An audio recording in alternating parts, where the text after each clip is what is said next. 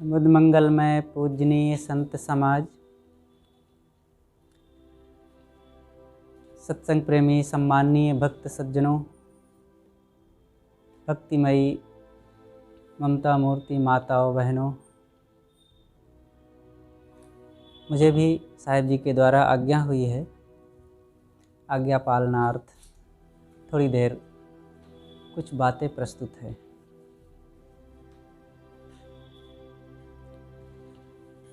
हमें ये जीवन जो मिला हुआ है, इसमें कुछ करने के लिए मिला है और कुछ नए ढंग से जीवन जीने के लिए ये ऐसी भूमिका हमें प्राप्त हुई है। ये मानव जीवन एक अद्भुत और विलक्षण जीवन है। अन्य प्राणियों से ये बिल्कुल अलग इसका सिस्टम है, लेकिन हम लगभग वैसे ही जोड़ लेते हैं। जीवन गुजर, कमाना खाना, शरीर निर्वाह, इंद्रियों के भोग, बस इतने में ही रुके रहते हैं। क्या यही हमारे जीवन का लक्ष्य है? यही लक्ष्य आज तक बना रहा। और विचार करें कि इस लक्ष्य में क्या मिलता है, क्या साथ रहता है, क्या अनुभव करते हैं हम। जो मिलता है छूट जाता है। चीज़ों को पा करके कितनी बार खुश हुए और खोने के बाद कितनी बार निराश हुए, दुखी हुए, हाथ मले, पश्चाताप किए। लोगों से जुड़ कर मोह कर के कितनी बार आनंदित हुए, प्रसन्न हुए। ऐसा लगा कि वाह, ऐसा व्यक्ति मिल गया, अब जीवन धन्य हो गया। लेकिन वहीं पीछे से क्लेश निकल आता है, दुख निकल आता है और विवाद, कलह, घोर संताप शुरू होने लगता है।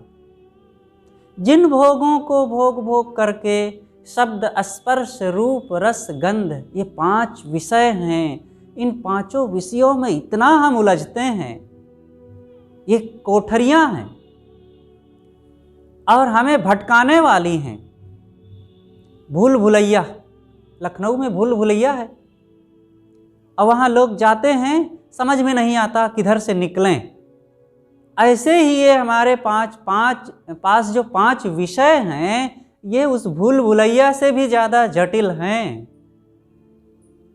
और इनमें घुसने के बाद निकलना सरल नहीं होता है। एक बार किसी भी विषय को जब हम प्रवेश करते हैं, उसका स्पर्श करते, उसका रस लेते हैं, तो लगता है कि बस एक बार रस ले लें फिर छोड़ देंगे। लेकिन कोई शराब एक बार पीने के बाद उसकी शराब छूटी है। कोई व्यक्ति तंबाकू, मांस, अंडा शुरू किया तो फिर गया, फिर जल्दी से छूटता नहीं। एक बार सत्संग में आने के बाद हो सकता है सत्संग फिर छोड़ दें, लेकिन गलत रास्ते पर जो चलने की आदत हो जाती है, तो वो जो है आदमी उधर अधोगामी, जैसे जीने पर गिरा हुआ गेंद। एक बार एक स्टेप नीचे आ गया तो फिर वो रुकता नहीं है बीच में, गिरते गिरते गिरते नीचे, और वहां पहुंच जाता है जिसके नीचे कुछ नहीं होता। ऐसे ये जीवन है हमारा। इसलिए सदैव अपने जीवन के इन साधना संयम की तार को हर साधक को टाइट रखना चाहिए, तब हमारा जीवन उत्थान की ओर चलता है।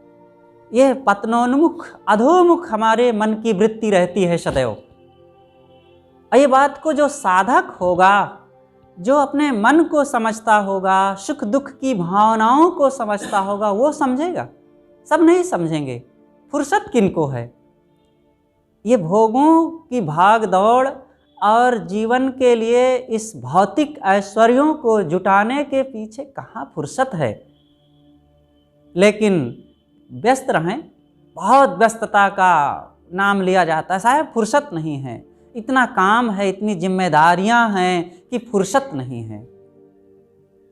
लेकिन एक दिन फुर्सत इतनी हो जाती है कि फिर कुछ नहीं का बाकी रह जाता। लेकिन कुछ काम भी नहीं हो सकता। सद्गुरु कबीर ने कहा, इस पद से उनके जीवन की एक ऐतिहासिक झलकी मिलती है। ऐसा लगता है कि वे एक राजा के पास गए थे और राजा उनका काफ़ी निकट था, अभिन्न भक्त की तरह था, और सद्गुरु कबीर ने उनको कुछ संबोधित करके शिक्षा उपदेश दिया और बताया कि राजन, कुछ भक्ति भजन में मन को लगाओ, कुछ आत्म कल्याण का काम करो और अपने आप को पहचानो। ये जीवन हमारा जो मिला हुआ है, इसको पा करके कल्याण की दिशा में, कल्याण पथ में हम आगे बढ़ें, क्योंकि यही आज हमें सुख शांति देगा और इस जीवन के बाद भी इसी का परिणाम हमें मिलेगा।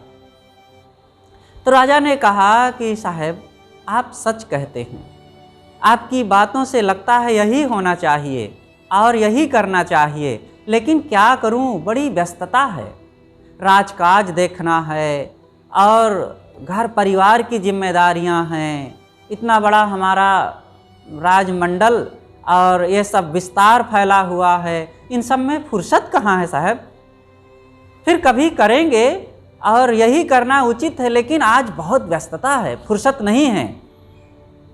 साहब क्या करते, हुए तो संत थे, कुछ शिक्षा उपदेश देकर चले गए, किसी के पीछे कहाँ पड़े रहते, आगे बढ़े और थोड़े ही समय बीते थे, 1-2 दिन, और साहब जी को समाचार मिला कि साहब वो राजा का शरीर छूट गया।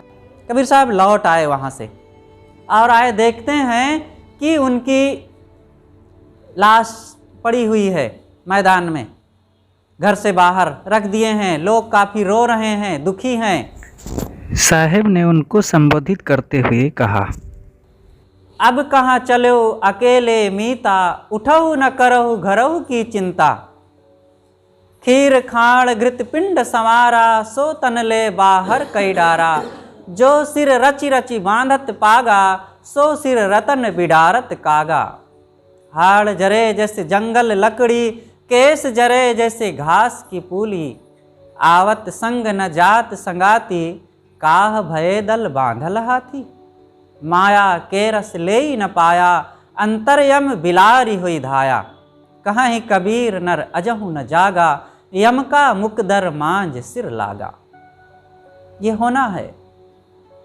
सद्गुरु कहते हैं, हे मित्र राजन, तुम तो बहुत व्यस्त थे, थोड़ी भी फुर्सत नहीं थी और घर की, राजकाज की, पुत्रों की, रानियों की, खजाने की, प्रजा की, दुनिया की चिंता लादे थे, लेकिन आज सब चिंता को भूल करके तुम यहाँ पड़े हो। उठो, चलो, सब रो रहे हैं, उनको सांत्वना दो, समझाओ, राज व्यवस्था बिगड़ रही है, खजाने की भी अव्यवस्था हो रही है, जरा इन सब पर ध्यान दो।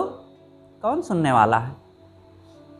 जिस सिर के लिए बड़ी चिंता थी, जिस शरीर के लिए बड़ा साज सज्जा बना करके रखे थे और 20 हाथ की पगड़ी बांधते थे, दर्पण के सामने खड़े हो करके सजते निहारते थे, और उस सिर को आज कौवे फोड़ रहे हैं, पगड़ी इधर उधर बिखर रही है, हड्डियां जल रही हैं और शरीर की दुर्दशा हो रही है।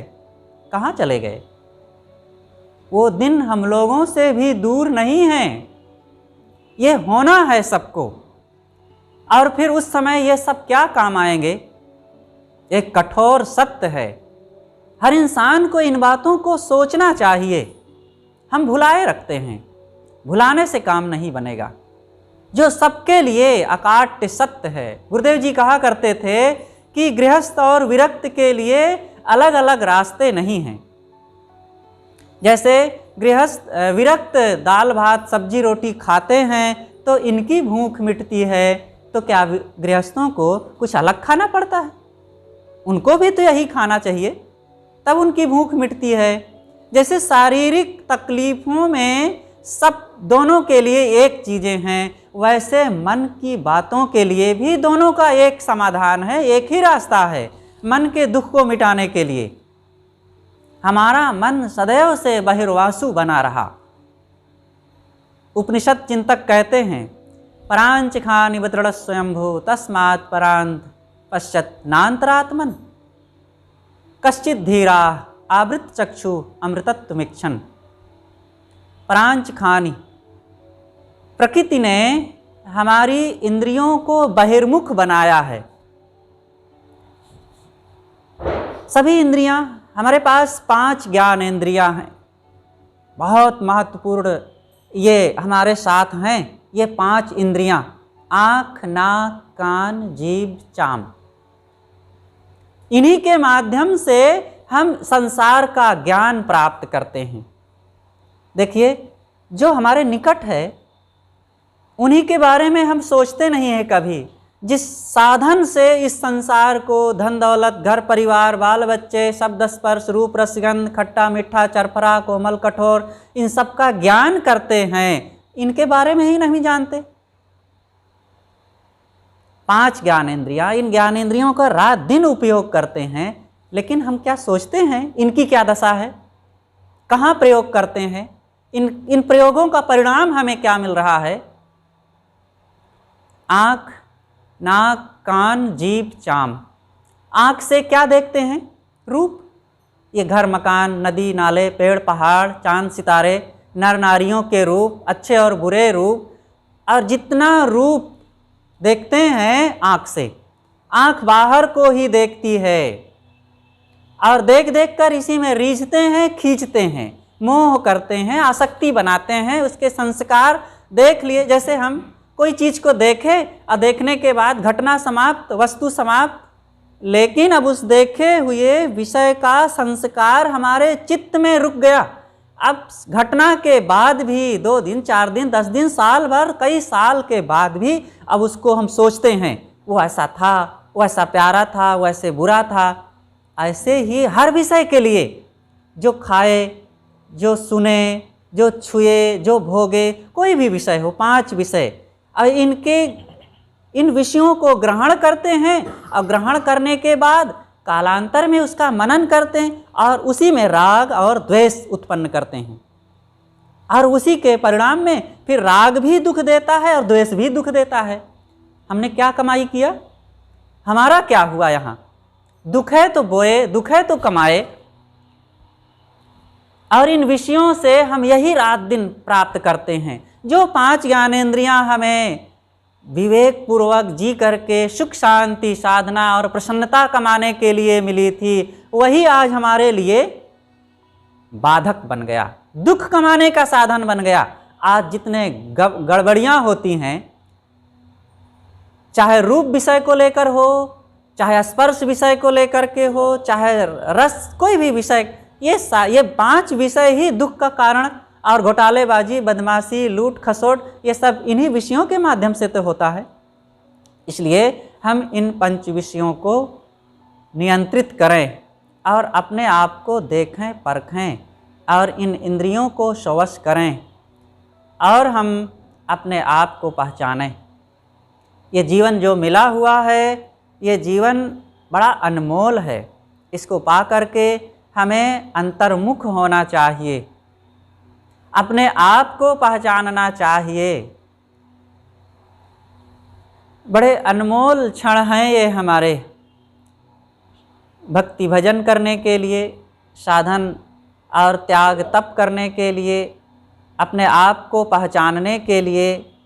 ये जो अवसर मिला हुआ है, इसको हम पहचानें, और ये जीवन जो है हमें कल्याण के लिए, अपने स्वरूप को पहचानने के लिए। शरीर की जो दशा है, ये क्षणभंगुर, सब कुछ, सारा दृश्य बदल रहा है। इन चीज़ों को हम देखें, क्या स्थिर है हमारे पास।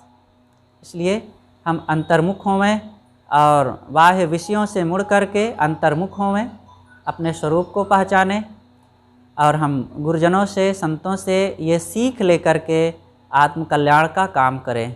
ये जीवन हमें केवल इसी के लिए मिला हुआ है। ये उपलब्धियाँ, भौतिक चीज़ें, 5 विषयों के भोग, ये तो सब समय करते रहे। अन्न खानियों में जन्मों जन्मों से क्या किए, क्या पाए, ये तो सब खूब पाते रहे। लेकिन आज ये जो सुनहला अवसर मिला हुआ है, मानव जीवन है, इसको पा करके हमें अंतर्मुख होना चाहिए। इस शरीर की क्षणभंगुरता को भी हम पहचानें। निरंतर बदल रहा है, बचपना बीत गया, अब चाह करके भी वो सुनहले दिन, वो हंसने खेलने के, मौज मस्ती के, राग रंग के दिन, वैवाहिक दिन सब बीत गए। ते ही नो दिवसो गता जीवत्सतात पादेषु नूतनेदार संग्रहे मातृभिश्चिंतमानानाम ते ही नो दिवसो गता। ये गुरुदेव जी कहा करते थे कि ये महाराज श्री राम के जीवन की जो झलकियाँ हैं, वो जनकपुर से चल करके वहाँ की जो घटनाएं अयोध्या में हुई, और थोड़े दिनों में सब यहाँ का दृश्य बदल गया। माता पिता की घटनाएं और भाइयों की चर्चाएं और वहाँ की जो दृश्यावलियाँ थी, सब थोड़े में बदल गया। श्री राम जी का जीवन एक तरफ वनवास और माताओं का, पिताजी का समापन और माताओं की वो दशा, सब कुछ बदल गया। थोड़े दिनों में कुछ का कुछ हो जाता है। हमारे जीवन की भी यही दशा होनी है। इसलिए हम अपने इस दृश्य को देखें, पहचानें और फिर जो करना चाहिए वो काम करें। जल्दी से अपना काज कर। गुरुदेव जी का एक पद है कि वैराग संजीवनी में, लंबा छंद है, उसी में आया, जल्दी से अपना काज कर। जल्दी अपना जो करना है, अभिलाष तजो अभिमान सभी कर लो जो करने है आया। मत मान करो मत सान करो यह जीवन 2 दिन की माया। मत यौवन का अभिमान करो जलबुंद ढले तेरी काया। गुरुदेव जी की वाणियाँ जैसे सदगुरु कबीर के एक एक वचन हीरे मोती की तरह है, वैसे ही गुरुदेव जी की वाणियाँ एक एक वचन अमृत स्वरूप हैं, साफ स्पष्ट, और उसमें कुछ बहुत विस्तार और टीका व्याख्या की ज़रूरत नहीं। पढ़ते जाओ, समझते जाओ, चाहे गद्यों में हो चाहे पद्यों में हो। हम लोग पढ़ें, उपयोग करें। वो किसी राजा रानी की कहानी नहीं है, हम लोगों के लिए, जो सुखी होना चाहे उसके लिए है। इसलिए इन चीज़ों को हमें समझना चाहिए और अपने जीवन पर हम स्वयं अपने आप पर दया करें। दूसरों पर दया आती है ना, वो बेचारा दुखी है, वो बेचारा भटक रहा है, वो बेचारा गरीब है। अरे हम भी तो बेचारे कितने भटक रहे हैं। अपने पर भी कहाँ दया है। वासनाओं में, विकारों में, आसक्ति में, राग द्वेष में, अहंकार में, अब लोभ लालच में रात दिन दीन लाचार हो करके, विवश हो करके अपनी प्रतंत्रता हम खुद बना करके जकड़े रहते हैं। गुरुदेव जी कहते थे कि कोई व्यक्ति रोज एक रस्सी अपने पैर में बांधे तो 365 दिन में कितनी रस्सियां हो जाएंगी? उतनी ही। और फिर वो रस्सियों से हम बंधते जाएं तो फिर हमारी क्या दशा होगी? न चलना, न बैठना, न उठना, कुछ संभव नहीं हो पाएगा। ऐसे ही हम मन के विकारों की, दोषों की और मन की उन विकारी दशा की रस्सी बनाते जाते हैं, बांधते जाते हैं। लोभ मोह क्रोध मान्यता की इन रस्सियों को हम कमज़ोर करें। कमज़ोर कहाँ कर पाते हैं, उसको और मजबूत करते हैं, मोह को पुष्ट करते चलते हैं। बच्चा जन्मता है तो कितना मासूम, मान्यताओं की रस्सी से वो परे होता है, निर्मल मन, और किसी की भी गोद में बैठ जाएगा, कहीं भी जाके हंसता मुस्कुराता रहेगा। अपने घर की चिंता नहीं, दूसरे घर की चिंता नहीं। जैसे जैसे बड़ा होता जाता है वो लोभ मोह क्रोध काम नाना प्रकार के उसके साथ जो रस्सियां बंधती जाती हैं कि बुढ़ापे तक केवल वो बंधन का पुलिंदा रह जाता है। अब ऐसी स्थिति में शरीर छूटे तो क्या दशा होगी? अपनी बातें मैं समाप्त करूं एक छोटी सी कहानी कहकर। एक राजा था और वो बीमार था, मरणासन्न पड़ा था बिस्तर पर, एकदम घबराया हुआ, भयभीत। क्या होगा? शरीर छूट जाएगा, राज छूटेगा और धन दौलत खजाना रानियाँ सब छूट जाएंगी।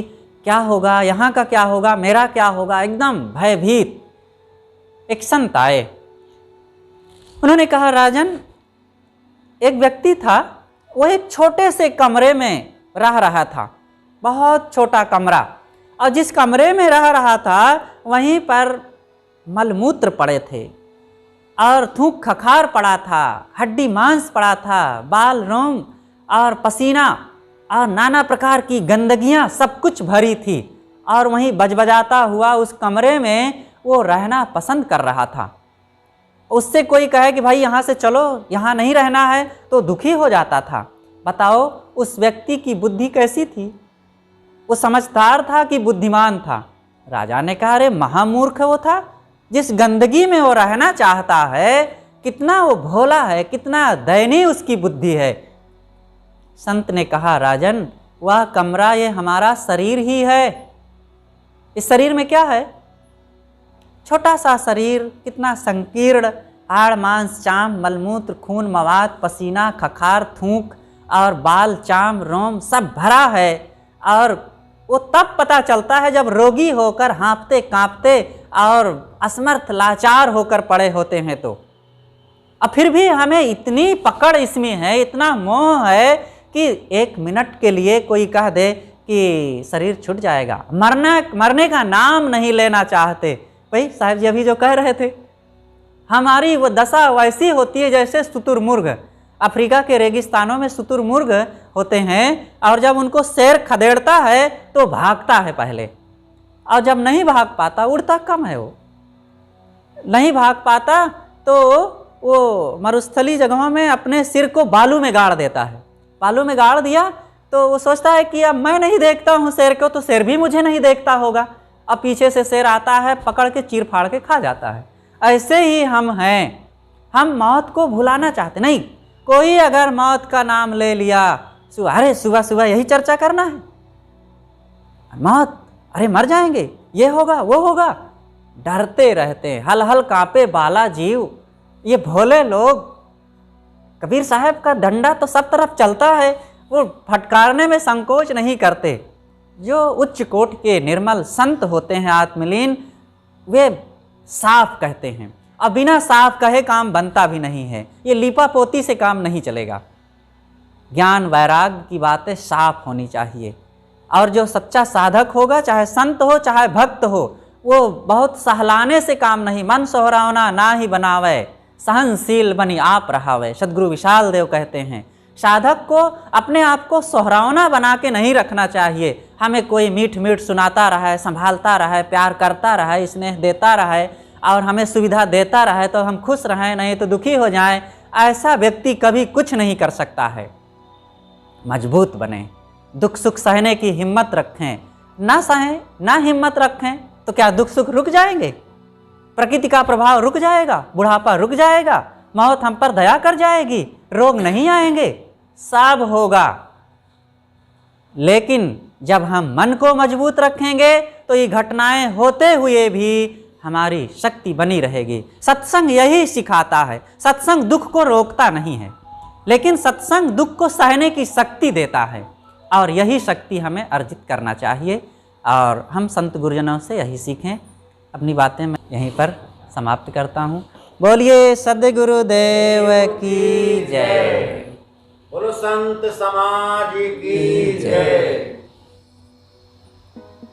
तने पिंजड़े से पंछी निकल गयो रे, पता नहीं पंछी किधर गयो रे, पता नहीं पंछी किधर गयो रे। तने पिंजड़े से पंछी निकल गयो रे, पता नहीं पंछी किधर गयो रे, पता नहीं पंछी किधर गयो रे।